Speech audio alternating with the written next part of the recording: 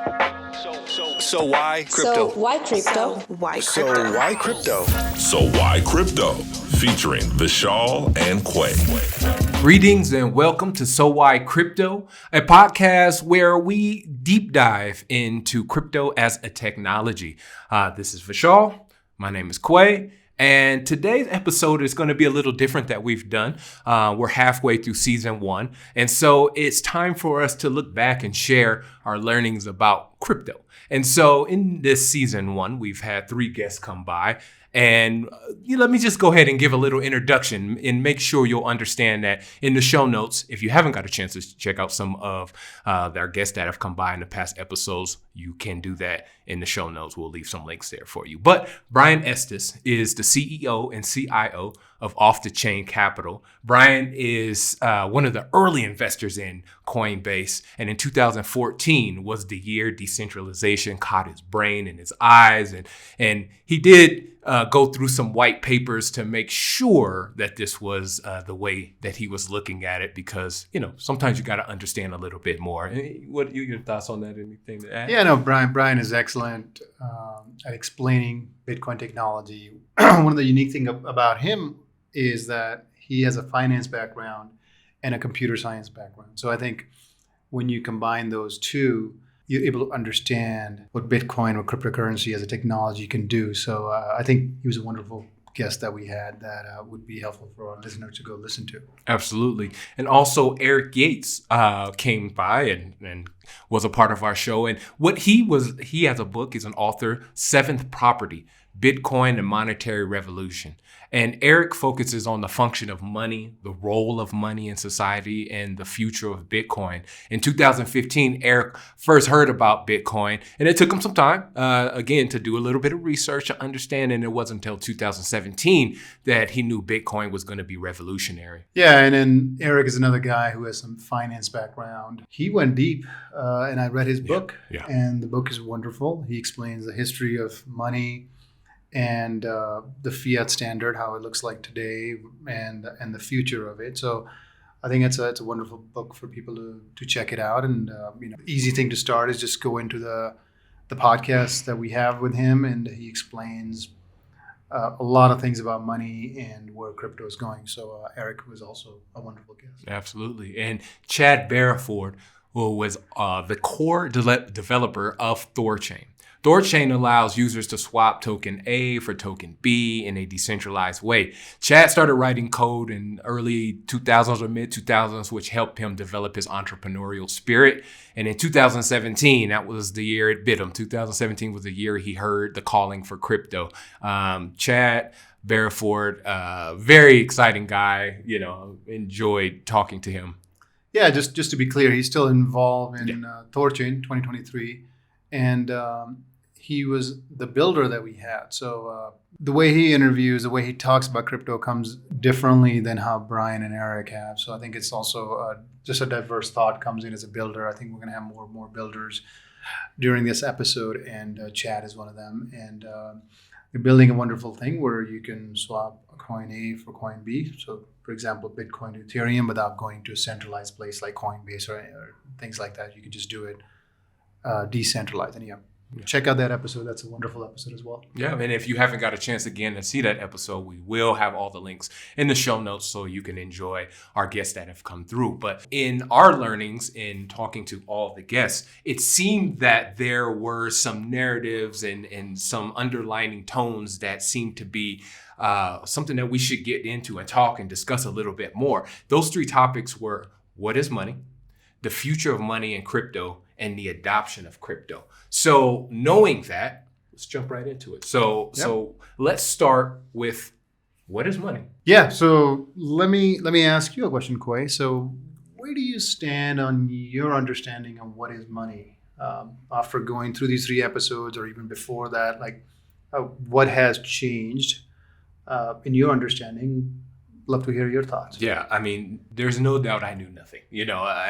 I'm understanding this now, and again, this is why we're learning here. This is about learning. So for many people, including myself, I look at money, as an end means, like you get it and you're paying your child's tuition or you're paying the cable bill or whatever like that. Like that's the way I kind of looked at money, but didn't understand the history of money, didn't understand there's a process to this. And so understanding money and the history of money was just super important to understand. And I've been through a lot of schooling, and I did not receive this type of knowledge through a lot of schooling. And so just these conversations that we had with our guests was able to really enlighten me, and more importantly, get me out there looking and researching and understanding a little bit more. I know for a fact that in my circle with my family and my friends, nobody's thinking about money like this. And so it feels good to know that I should go out there and research a little bit to understand. Vishal, how about you? I mean, you are an ex-banker, and I'm sure you understand money, but did you understand it like this? Was our guests able to give you new light on money? Yeah, absolutely. I think those 3 episodes really helped me understand better about money. I also am an ex-banker. I also have a degree in finance. And honestly, in both of those experiences, I did not fundamentally understand what money is, the history of money, what fiat currency is, right? So I didn't really talk about it, again, using it, but didn't really get to learn it. So this is really, really wonderful. I think had I learned that before, it would have made a lot more sense for me how finance works. And cryptocurrency, I think I would have been able to understand it a lot faster. I've been in cryptocurrency since 2017, but honestly begin to understand it now, where I can actually explain it to someone else too. Right. And so money seems complex, but it's a good place to start. And when we're talking about understanding, how would you explain money to a smart 12-year-old? Sure. So I think saying money is, or the society or the schools have made money is a complex thing is somewhat ridiculous to me. I think, we talked about my college didn't really sit me down and saying, okay, you need to actually understand money. You're going to go into finance, right? Or my parents didn't explain to me. It is what it is. So at this point, you take ownership on yourself, saying, all right, I'm going to go understand it myself. It's a crucial part of it. So that being said, so explain someone what money is. One of the best way to start is let's look at ourselves as a human, right? So humans, we build tools to get what we want and desire, right? And when we put a bunch of tools together, it becomes a technology, right? So let's fundamentally understand what a tool, technology. Money is just a tool and a technology. And just to have analogous, let's talk about language. Okay, so language is one of the technology that we desire to share information with each other, and we use a language. All right, so that's the function of language itself. So I have information in my mind that I can actually communicate to you, or write it down. That's what language does. And if you look at money, you're just exchanging value with another person. So that's fundamentally, if you can start from there, languages where you're exchanging information to, in money, you're exchanging value with another person is a good way to start saying, okay, so that's a good starting point. Right. Now, imagine living in a society where there is no money. Let's say you live there, and in this society that, you have to build a house, you have to farm, you have to do other things like attend to your animals, and you also need to make your own clothes. You got to do all these things yourself. And as the society gets better, gets larger and larger, the society will ask for specialization. So I will come to you saying, Quay, you're really good at building houses. Would you mind building it for me? One of the first questions you're going to ask is well, if I go build your house, how am I going to do all the things for myself? Like, how am I going to take care of my animals? How am I going to farm? How am I going to make my own clothes? And that's where the technology, the tool comes in, saying, okay, we actually invented a technology called money, where you come build my house or build all the houses in our society as we're growing, and we're going to give you money. With that money, you can go and exchange things. You can go get fruits, veggies, whatever you need. You can actually, go buy clothes. You don't have to make it yourself. You specialize in building a home. Right. That's what money enable humans to do. I think it's a critical thing to understand that you can actually specialize in something. Further, as society grows, right? So you ended up having people who are architects, who are engineers of the house, people who build, who paint the house. So you begin to specialize even more as society grow, and money is actually the tool that allows it. Right. Does that make sense? Yeah, no, man, that's absolute sense. This particular problem where people want to specialize has had happen throughout the world. So we have different societies live in different worlds, different areas of the world, and they all had different things they use as money. So some people use shells, some people used different type of the Yap community used big rocks.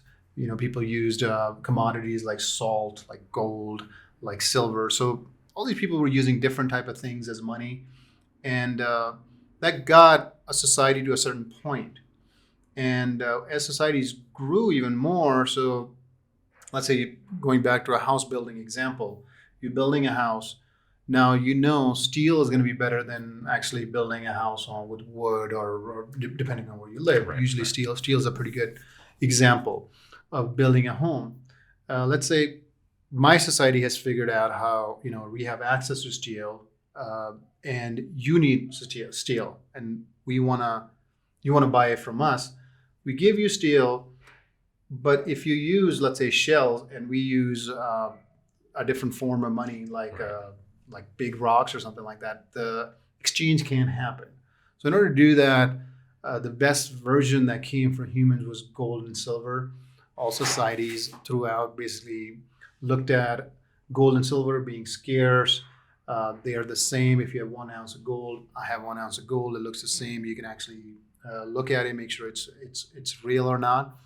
So people started exchanging gold and silver. That sort of became the standard of the whole world, where people started using to transfer things like we talked about, like steel.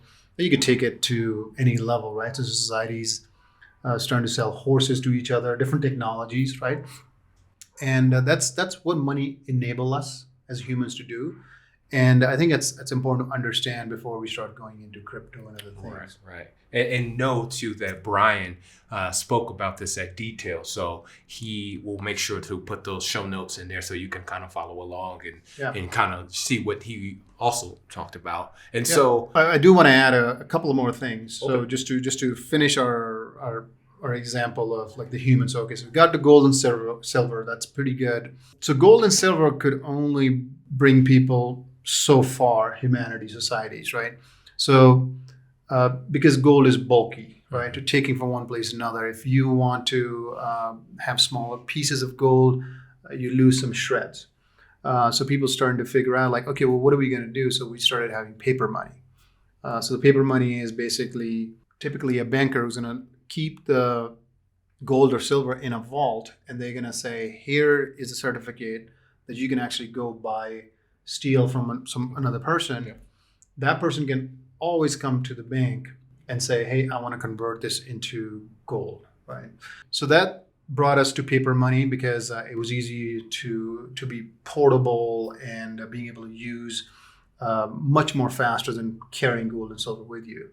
And then we come to 1971. That's where the fiat standard starts. So the fiat is basically money that is issued by the government, and it's not backed by any commodity like gold, silver, or anything else. It's basically trust in the government. That's where the fiat, that's where we are now. That's the most dominant form of money. Most governments in the world use fiat currency today. Wow. And again, so you'll get a chance to hear a little bit more about what Brian spoke of on his section in his part of the podcast. So, we obviously got to dig a little deeper on this. So this is a good time to talk about the function of money, would you say? Yeah, absolutely. So functions of money, let's go back to our language analogy. So there's a function for language. So language is we're able to share information with each other, right? Exchange information. That's the function of money. if you can't exchange information, then it's not a language, right? So that is what language are designed for. The same thing for money. Money has three functions. First thing that money does is store of value. And the second thing it does is unit of account.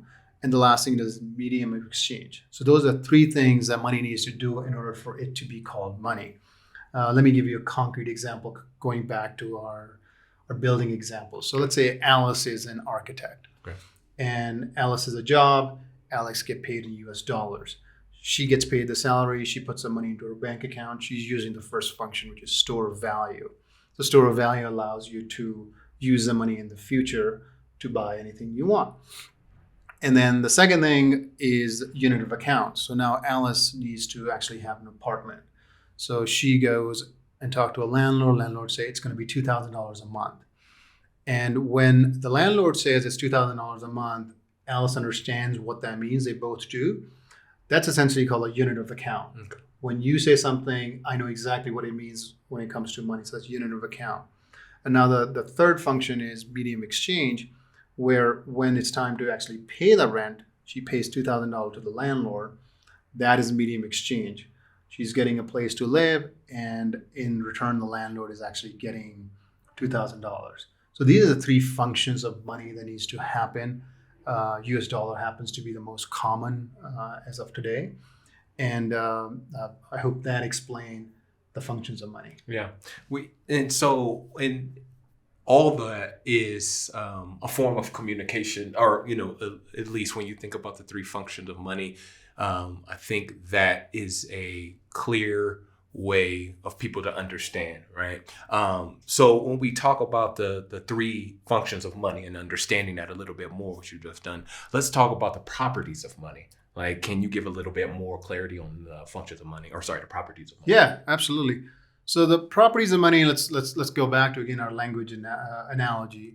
So language needs to be built as some other things. So it has to have specific rules, it needs to have specific sounds, it has specific meanings, it needs to be learnable by people, and so on. There's more. So those are the properties that a language needs to have in order it to be a language, right? And the same thing is for money. The money needs to actually have certain properties. So there are 6 common properties that the money has. So the first one is scarcity, then acceptability, durability, portability, divisibility, and fungibility. So let me quickly go over these 6 in the sense of so people understand it. So scarcity is the gold and silver is really good. It's scarce. It's only about 2% of growth happen year after year in gold supply. So gold has been considered, a scarce resource and a commodity. So it's used as money historically very much, and people use it as store of value today. Acceptability, you can go from one place to another. So US dollar is probably the most common one that you can actually people accept all over the place, or fiat currency in general today, right? Then you get the durability. Durability is something that you could be used over and over and over. If you go to shells can break, right? So you got the US dollar actually stayed in circulation for a while. Or gold and silver is pretty good as well for durability. Then you got portability. That's where gold and silver weren't that good. That's where the paper money came in. That's where fiat comes in, or electric money that we're sending through wire or Venmo today. So portability is really important. Divisibility, so the US dollar could be divided into hundreds, $1 into, right? So gold and silver is somewhat hard to divide, right? So the shreds come in that we talked about earlier. And the last thing is fungibility. Fungibility is 1 unit equals 1 unit. So, gold is really good. 1 ounce of gold is 1 ounce of gold. So historically, people were able to exchange it because they know what that means. And today we do the fiat currency, but we do the conversion. But it still is fungibility is really important. So those are the 6 properties that a money needs to have. It's important for people to understand. Right. And when you talk about understanding, that's exactly what, we're clarifying for you to understand a little bit more about money. And so our guest, Eric Yakes, he has a book out. It's called The 7th Property of Money. He starts to introduce a new property of money, which is immutability. And so you read the book. You can give a little bit more understanding on. Yeah, I think you should definitely go listen to Eric explain in our podcast the 7th property. And the 7th property, as you mentioned, is immutability. So mutability is something that could change. Immutability is something that cannot change. So one of the properties that Eric brings in is he talks about the fiat currency, which we will talk about a little bit more, which is the US dollar, the euro, yuan, yen, all these government issued currencies. One of the things he argues is that the quantity of it keep changing, right? So there is no cap of how much it can be. Gold had this 2.5%, 3% per year increase. It was pretty acceptable. People were understanding it. Okay, it's somewhat immutable. However, Bitcoin, which has 21 million Bitcoins, so Eric makes the case for that immutability is really, really important to have a property in the money, and the future of money looks like that. I think it's a wonderful argument that you want to listen to, that Eric brings up. Not only he talks about the seventh property, he talks about the other six as well, the history of money. He talks about that in detail on our podcast and in his book. So that would help people really understand the properties and the functions and the history of money. Right.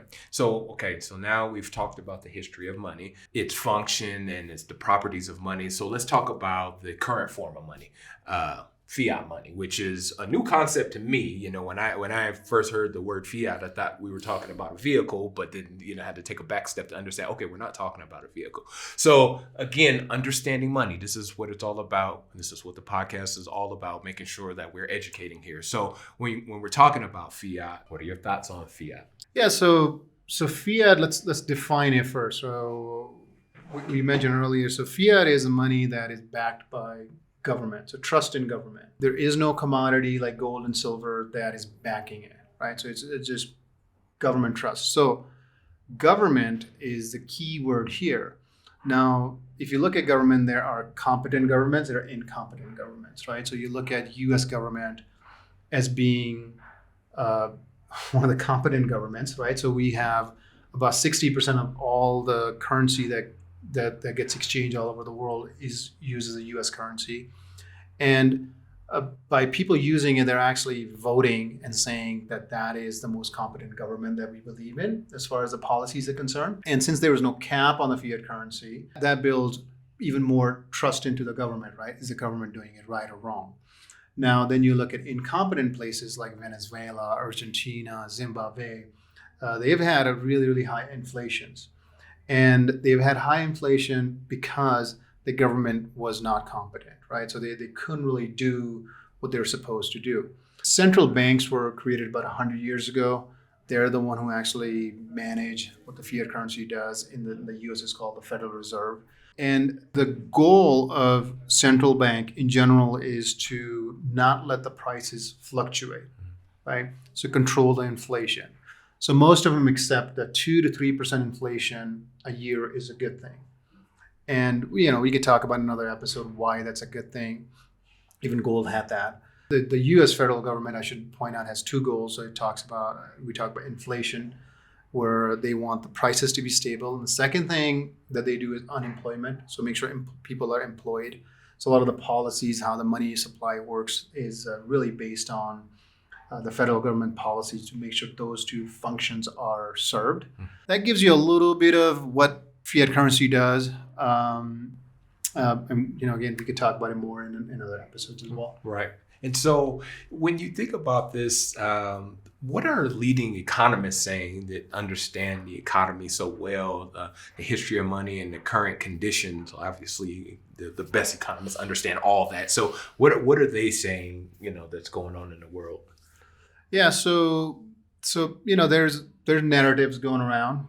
We talked about narratives in our first episode, right? So there's narratives going around that we should go back to gold standard. There's some politicians even talk about it.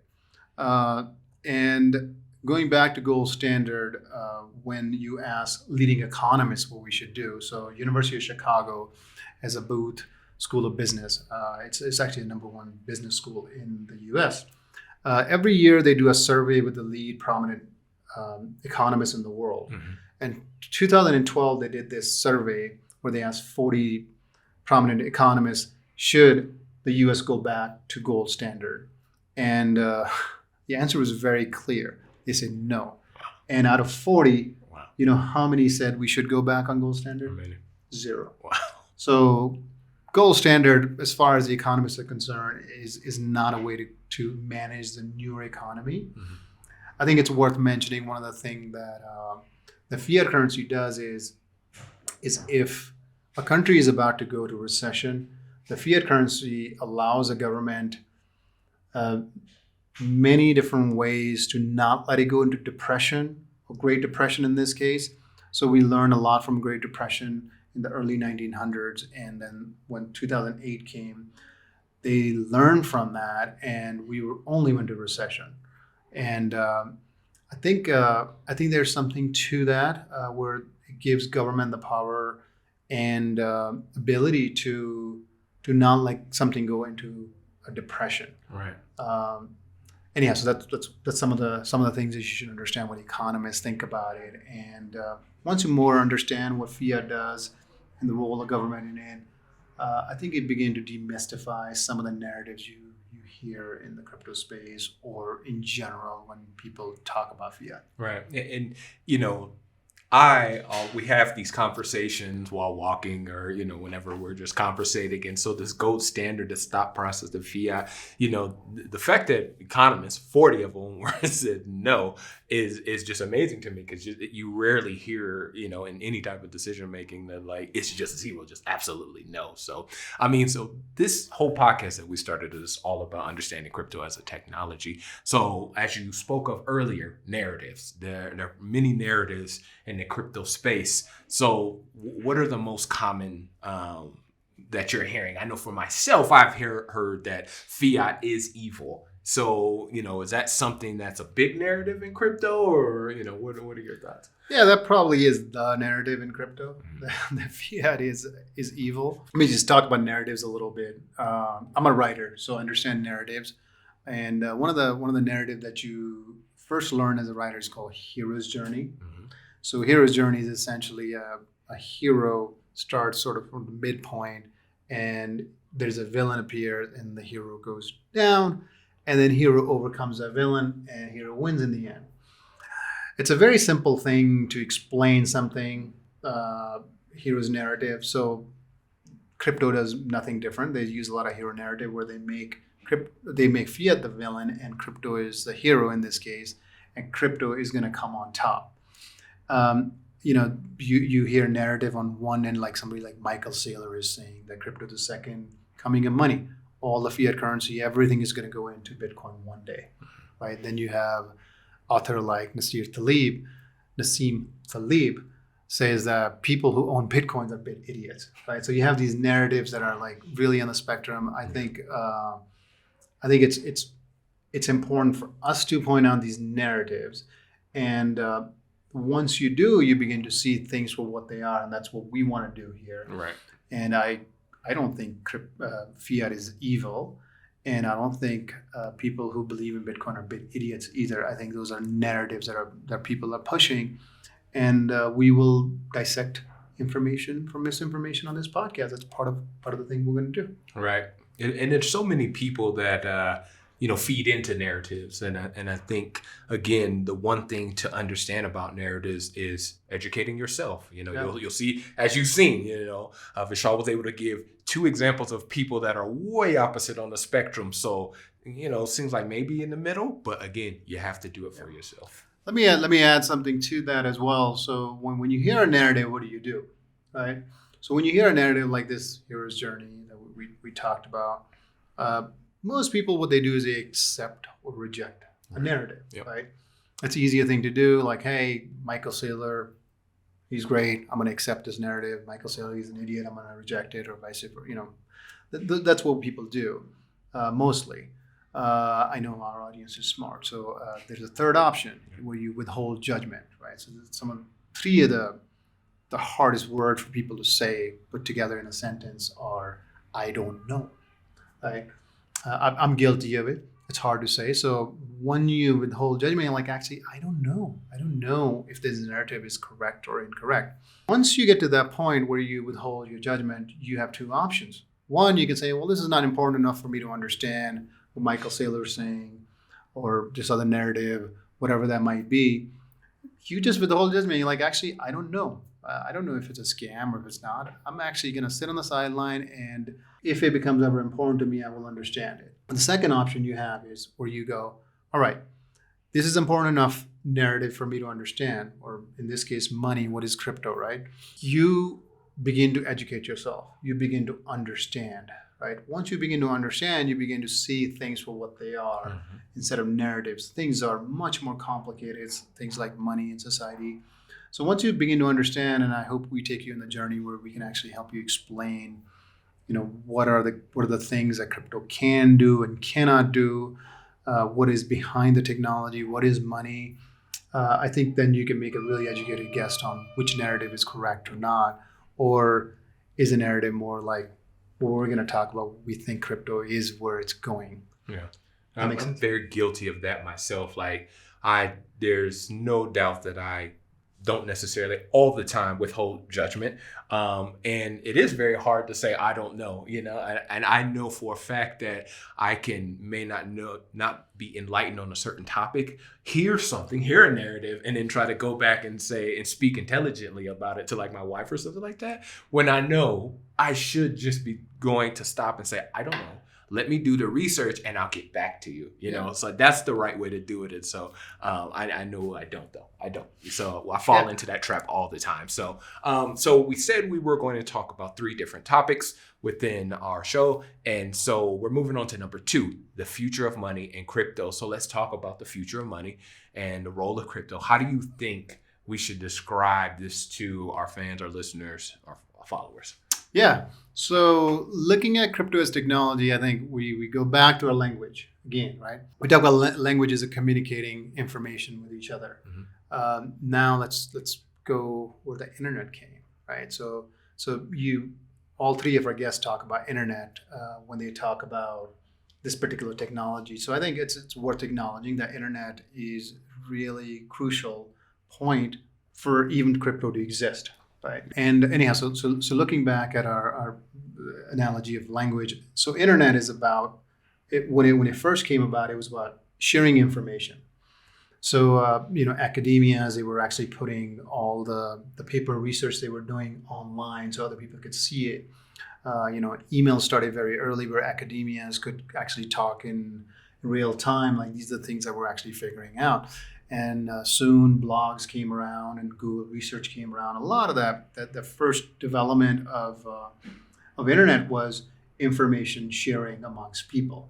Right? So you begin to have that. And then later on, we ended up having social media. That's, again, just sharing information with each other, right? So kind of going back to the language analysis. And then we begin to build commerce on it. So one of the person who's done the most to revolutionize commerce is Jeff Bezos, right? So finding Amazon in the 90s, he said, hey, let's begin to exchange value on the internet, right? So Amazon came, eBay came, those are some of the big one. Walmart ended up going online, right? So you have all this commerce, this exchange of value begin to go online, and then now you have consulting businesses that are online. There's people who you talk to that you pay for the service. You never actually see them in person. They live all across the world. That you're exchanging value. So understand that, and then later on we ended up having PayPal, Stripe, all these things built. So where does crypto fit in this? So I think what crypto is, you could program money on the internet, and which it solves the problem of the middleman. As internet begin to have more and more stuff built on it, like social medias, news, you begin to have eBay, Amazon. You begin to actually really have layers and layers and more middlemen. So we described this in our first episode, problem of the middleman. So middlemen keep growing. So I think crypto, what it does is actually solves this problem of the middleman, where you can actually program most of these things on the computer in a code that can actually help you exchange value with one another. So you might not need Stripe, you might not need PayPal, you might not need Amazon in the future, you might not even need social media, that you can actually do peer-to-peer. And it's all for 2 things. One, you don't have to trust in a centralized party, something like PayPal, Stripe, or Amazon. And the second thing it does is it will bring the cost down. since we begin to do a lot of things peer-to-peer, you don't have to pay 30% to all these different parties, the middlemen that are involved, whether it's an Uber, Airbnb, all these things could be reprogrammed on the internet by using this crypto technology that is honestly built on a really legacy system that was in-person infrastructure.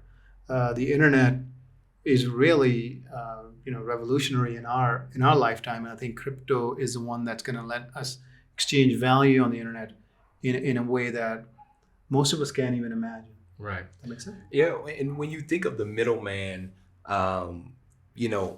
we continue to see the middleman as being an issue. Problem is, do people want to have that middleman in their life, or would they like to see it differently and shrink the middleman, as we spoke about? So, we will continue to see this, and this will be a part of the learning that you're going through to understand how crypto is a technology. So, how do you see crypto as a technology for the future? If you want to look at the future, one of the things you want to look at crypto can, I think the window we can look at is 10 years from now, right? A lot of people want to tell you what's going to happen today, tomorrow. When you looking at future, it's good to have a larger window. So 10 years is pretty good for this kind of technology. And can crypto go to zero, right? So it's about 1 trillion market cap today. Could it go to zero? Or can it go berserk and eats all the fiat, as some of the people have said, and then Stripe and Visa and all these other things? Could it be like this bigger thing of money that we've never seen? So those are two far ends of the spectrum. And then there are things like, could it be just a replacement for gold as a store of value? Could it be a replacement for just Stripe and Visa for the internet? There's many spectrums that it can go into. I think it's worth mentioning that it's not one or the other. It could go either way, and none of us know the future. Right. But I think once you start to understand technology, you're like, well, there's something to it, right? There's something to this particular technology. I think once you say, hey, so many different things can happen, I think this rolls into what have Brian, Eric, and Chad have said about it. Right. So I'll let you. Yeah, they all have, their thoughts behind it. Brian believes that Bitcoin will be store of value like gold.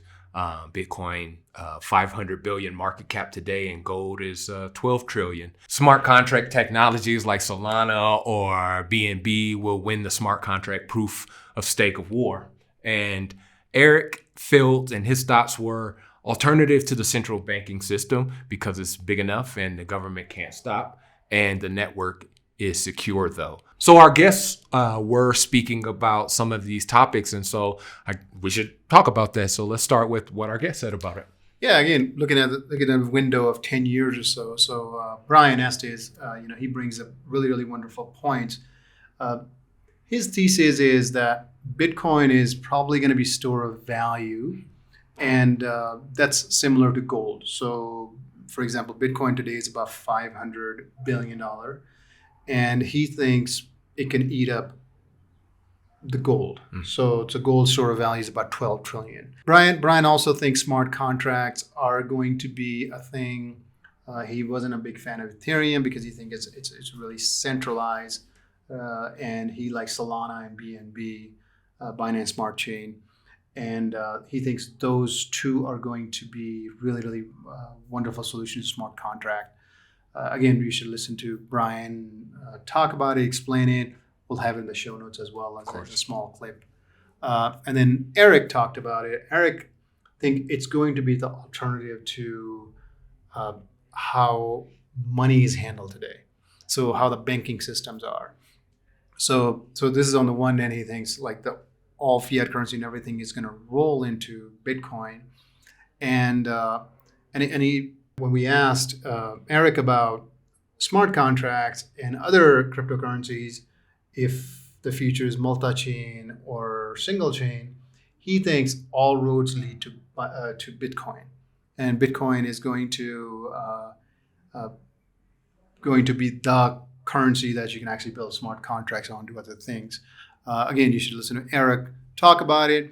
He also talks about it in an ideal world, we should have one currency, and he thinks Bitcoin is with the seventh property. We talk about immutability is really, really strong cases in his opinion to be the form of money that we need to have. And that's his view. He says he's open to changing his mind, but he thinks in the near future it's going to be a store of value, and eventually it's going to be all three functions of money, was a unit of account and a medium exchange that Bitcoin's going to take over. I'd love you to talk about what Chad had thought about what the future looks like. I should add that Eric mentioned that crypto in general has sold its soul by giving away fundamental principles of crypto, mainly proof of work. Let's talk about Chad. Chad, our guest, also had these thoughts about crypto in the future. And Vishal, you give a little more detail on that. Yeah, so one of the Chad is a builder. So Chad talks about like who has access to the financial system, right? So he said when you start looking at it, that's where we see quite a lot of gap. So 80% of the world doesn't have access to financial system where they can't get a loan, they can't pay for stuff, they can't open a bank account. So his big focus is on building the infrastructure. And he says once we build the crypto infrastructure, a lot of people are going to use it and not even going to know that they're using it. And when we asked him about is the future going to be just Bitcoin or multi-chain, he said, look, there's no one tool that humans have ever invented that has answer to all of this. There's no difference when it comes to this particular technology. He thinks it's definitely going to be different protocols like Bitcoin, Ethereum, Solana. All these are going to solve problems. Some of the things we don't even know about are out there. They're going to solve some issues, including Thorchain that he's core dev on. So Chad really talks about Bitcoin being the store of value. So I think that theme came across all three of our guests, and he thinks Ethereum is a world computer, similar to something like JavaScript or where people are building on top of it. One of the examples I use is Stripe, something like Stripe, where coders love the programmability of Stripe. It's the same thing. A lot of the developers love Ethereum as a programmability to exchange value. So I think Chad is describing that as that's going to be the future where we need to build the infrastructure, but Bitcoin's going to be store of value, and Ethereum's going to be more, or smart contracts going to be more of a world computer. Right. And so now we understand Chad, Brian, and Eric's thought process. Vishal, where do you stand at when it comes to the future of money and crypto in 10-year period, let's say? Yeah, so I think Bitcoin will take a chunk out of gold as a store of value. That's already happening. That's going to happen more and more as more people are educated about it, how scarce it is. And really, I encourage people to listen to Brian because he explains it really well as a stock to flow, many different models that he looks at that explain how store of value is going to be good. So the more and more I read about it, I think it's a really wonderful place. I think the other thing you have to look at is some of the countries that are going to adopt Bitcoin as a legal tender. So far, El Salvador has done that, and many people are saying it has been a success so far. I think the sample size is too small to say it has been a success so far. I should point out they also have a U.S. dollar as a legal tender that El Salvador doesn't have their own fiat currency. I would say part of that is that their government is not as strong as some of the other countries, so they're taking a chance on Bitcoin. So this is a great experiment as adoption go. Also, Central African Republic also had in 2022 Bitcoin as a legal tender. So again, those two countries, as more countries experimented, some going to fail, some going to do really well.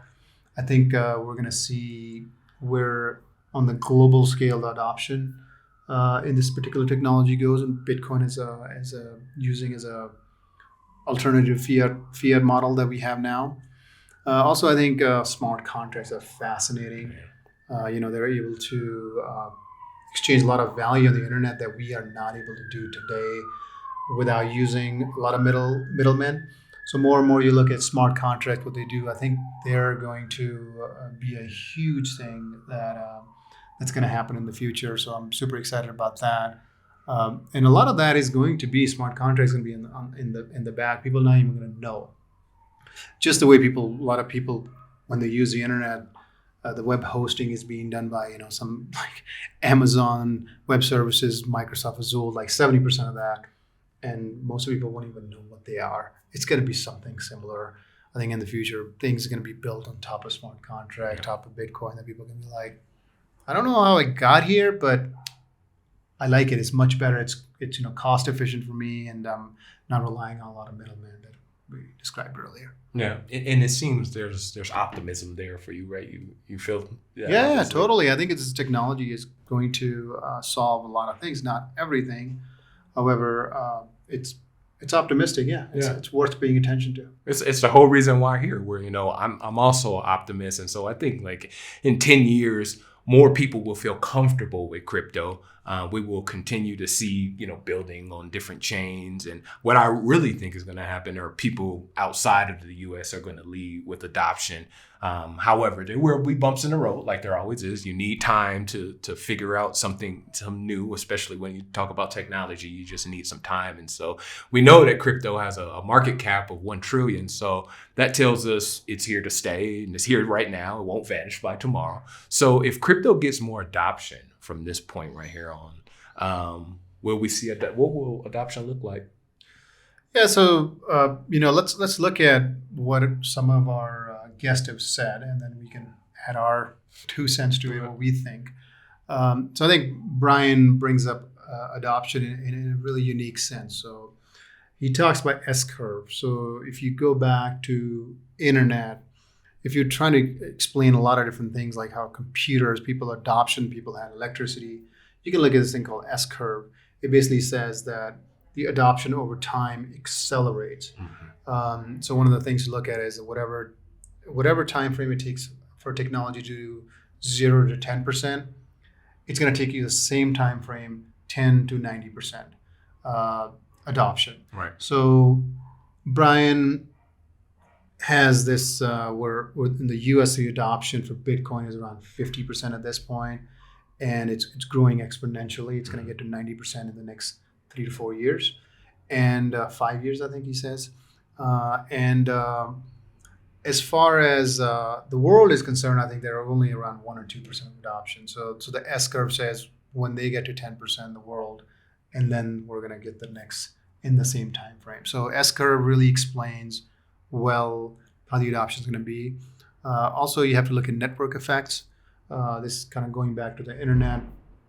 If it's only you and me on the internet, then the internet is not that as valuable. Internet becomes valuable when there's more people into it. Mm-hmm. There's a law called Metcalfe's law that looks at it specifically. So what it looks at is like how many users there are. You square that. That's how you see what the value of the network itself is. So internet is, of course, billions of people are on it. So now you can actually build something on, and you can do any kind of niche thing on it, on the internet. And the crypto is going to be the same exact thing. So telecommunication, like having 2 telephones versus having 12 telephones in one town, it changes.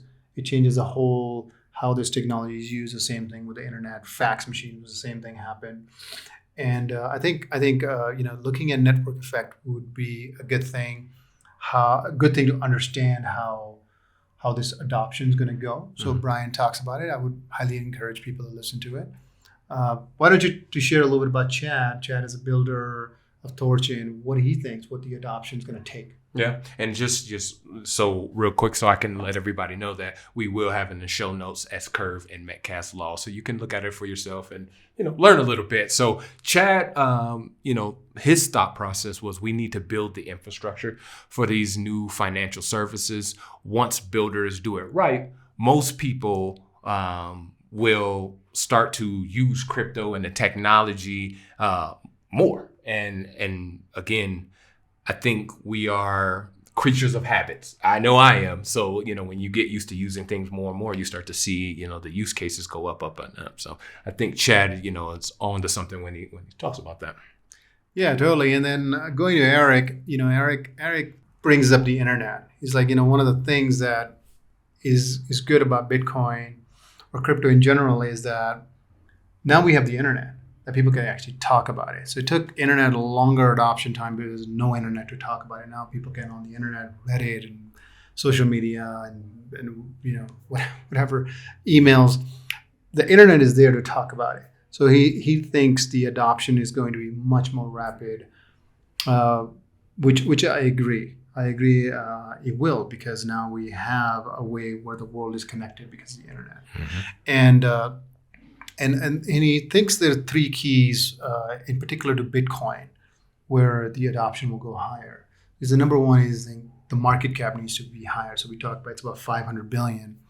He thinks it needs to be much higher, so the price is not as volatile as it is today. So it would make more sense for people to want to come in and use it as store of value, so it doesn't go up and down 10% within a day, because that doesn't do a good job as a store of value, right? That's more like a speculation. If you look at gold doesn't fluctuate as much compared to the US dollar. Right. And the second thing he talks about is adoption, in particular specific countries adopting it. So we talked about a couple of countries already doing it. He thinks when more countries do it and the experiment succeeds, it's going to be a snowball effect where more countries will do it. And that remains to be seen. So we have some experiment happening in El Salvador, as we talked about earlier. And the third part, he talks about education. So, having a book like Eric's book or podcast, I think that's going to really going to help people understand what this technology is, what money is, the history of money, the things we talked about earlier. So those are three key points that Eric brings up.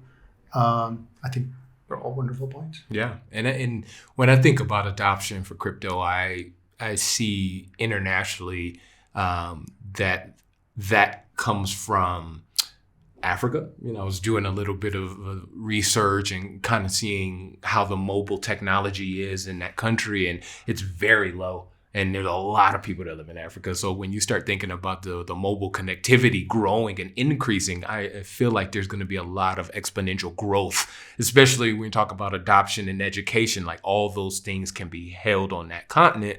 And so I think we'll see a lot of growth coming from there, and, people looking towards them as look, they're doing it, why can't we? So where do you see adoption coming from, Vishal? I think it's a good point. Developing countries like, in Africa, once you have access to just some mobile phone, which a lot of the world today do more than they have access to internet, it changes how you can actually exchange value so much faster. Sending money home, if you work, let's say you're African, you go to Europe or US and you're sending money back, or Philippines. I know Lightning Network is doing quite a lot of that. So I think some of those use cases need to go through some iterations and make sure that they work. I think that's a great place to look at, right? Like a developing country, what are they doing? Yeah. And that's where the real use case is going to come in the beginning. What do I think? I think the simple answer for adoption is going to take time. I see a lot of impatience in people who buy Bitcoin. They want it to go to 1 million, 2 million, 5 million, or whatever other things that people are buying. Adoption takes time. I think, as I mentioned earlier, it's going to be faster than the internet, but it's still, adoption takes time. Right. So I think there are three main things that's going to happen for this particular technology to take off. One, builders need to build. So Thorchain is one of the examples that we use. Bitcoin is also built by someone, Ethereum. So I think the builders need to keep building. Use cases need to come out of these builders. That's going to really, really ramp it up, the adoption. Mm-hmm.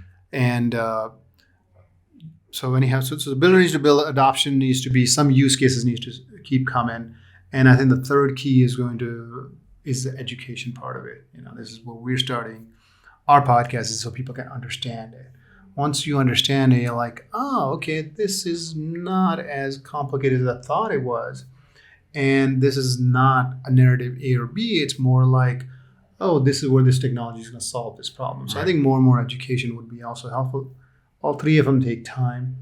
And it's going to take builders, it's going to take people who are able to explain things, like our podcast, books like Eric. I think all of that with time is going to ramp up the adoption. Yeah, well, time is the key, because I remember walking into a barber shop and my barber saying, "Hey, have you heard of Dogecoin? And you got to get on this."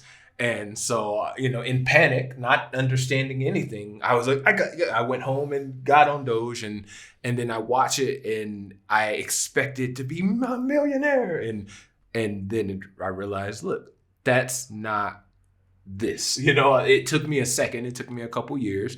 I had to take a step back and say, look, the technology is amazing, but I was there for the wrong reasons. And so, like, when you say time, I think that's super important in education. So I learned that for myself. And now this is why we started this podcast, so we can impart this information on you so you can then start to do the education for yourself. So since we're at this point, would love to just do a little bit of recap of what we talked about today. Yeah, to recap, I think this technology is really essential. It's somewhat like the second coming of internet. With internet, we were able to really share information in a way that we couldn't share before. Things like blogs came around, emails came around, Slack came around. We got social media. This all is possible because of the internet, not to mention people writing on the internet with the Kindle. You could read any book you want at any time you want. So internet changed quite a lot of that. I think this particular technology, crypto, is going to do the same thing for exchanging value. It's going to replace things like Stripe, PayPal. A lot of, they still will be around. I think a lot of the market share is going to go to crypto, where people can actually exchange value with shrinking of the middleman. So I think this technology is going to be wonderful in this case. And what we're going to do is we're going to help you understand like what it is, what this technology is, what it can do, what it cannot do. I think that's important to understand. So as we go through our journey, we will share with you. I think that's going to be the biggest takeaway, where we'll demystify this particular technology and you'll understand it, and then you could be educated enough to talk about it yourself too. Right. Yeah. And so with that said, I would love to just give a big shout out to Brian, Eric, and Chad for coming on So Why Crypto. We really appreciate you coming by and being on our season 1. And we will have much more guests that will be coming by. Vishal, do you have any last comments and something that maybe... Oh no, this recaps quite a lot for what we've been thinking and talking about. So we thank everyone for joining us. I'll let you recap. Well, yeah, I mean, for me, it's truly about the education. I mean, that is the one thing that I want to share with everybody as I sit here and we have the best of the best builders and people coming on the show. That I'm learning. And again, we want to give that back to you. So that is, the most important thing that we're doing here. So thank you for joining us for another edition of So Why Crypto. I would make sure that if you're not following us, okay? So Why Crypto on everything, Twitter, website, and YouTube. That's it for me. You got anything else? Oh, that's it. Okay. Thank you so much for listening and joining us. Yeah, make sure you subscribe so you know when new episodes are coming. For myself, Quay, and Vishal. Thank you so much. Thank you. So why crypto? So why crypto? So why crypto? So Why Crypto? Featuring Vishal and Quay.